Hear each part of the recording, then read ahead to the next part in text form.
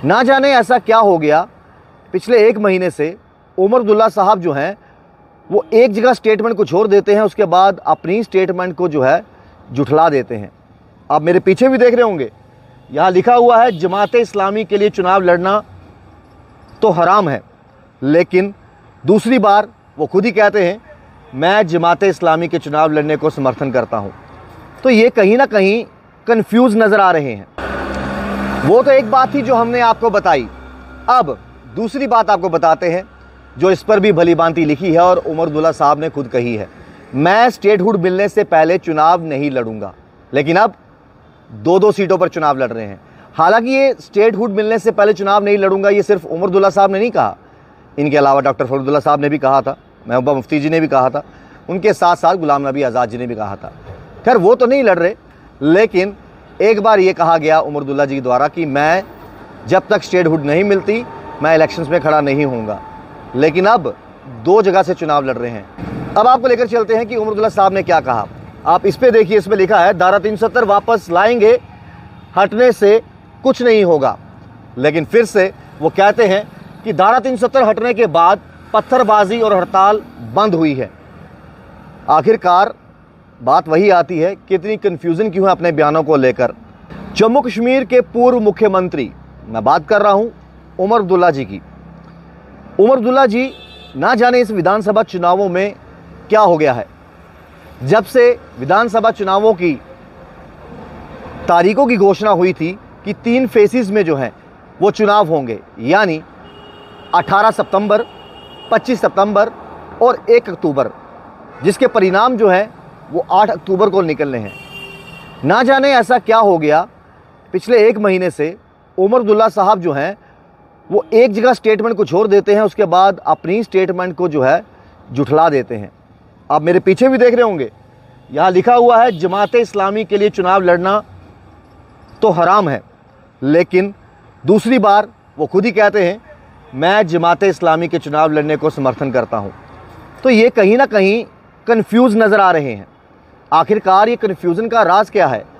जम्मू कश्मीर के वो chief minister रह चुके हैं और उसके बावजूद एक लंबा अरसा उन्होंने सियासत में गुजारा है, लेकिन इस तरीके से कंफ्यूज वाले भाषण जो हैं आखिरकार उमर अब्दुल्ला जी क्यों कर रहे हैं। वो तो एक बात थी जो हमने आपको बताई, अब दूसरी बात आपको बताते हैं जो इस पर भी भली भांति लिखी है और उमर अब्दुल्ला साहब ने खुद कही है। मैं स्टेटहुड मिलने से पहले चुनाव नहीं लड़ूंगा, लेकिन अब दो सीटों पर चुनाव लड़ रहे हैं। हालांकि ये स्टेटहुड मिलने से पहले चुनाव नहीं लड़ूंगा ये सिर्फ उमर अब्दुल्ला साहब ने नहीं कहा, इनके अलावा डॉक्टर फखरुद्दीन साहब ने भी कहा था, महबूबा मुफ्ती जी ने भी कहा था, उनके साथ साथ गुलाम नबी आज़ाद जी ने भी कहा था। खैर वो तो नहीं लड़ रहे, लेकिन एक बार ये कहा गया उमर अब्दुल्ला जी द्वारा कि मैं जब तक स्टेटहुड नहीं मिलती मैं इलेक्शंस में खड़ा नहीं होऊंगा, लेकिन अब दो जगह से चुनाव लड़ रहे हैं। बात वही आती है कि आखिरकार इससे पहले कभी उमर अब्दुल्ला जी को इतने कन्फ्यूज़न में नहीं देखा। आखिरकार कन्फ्यूज़न की वजह क्या है, क्या आम पब्लिक जानती है? अगर जानती है तो कमेंट में ज़रूर बताइएगा। अब आपको लेकर चलते हैं कि उमर अब्दुल्ला साहब ने क्या कहा। आप इस पे देखिए, इसमें लिखा है धारा 370 वापस लाएंगे, हटने से कुछ नहीं होगा। लेकिन फिर से वो कहते हैं कि धारा 370 हटने के बाद पत्थरबाजी और हड़ताल बंद हुई है। आखिरकार बात वही आती है कि इतनी कन्फ्यूज़न क्यों है अपने बयानों को लेकर।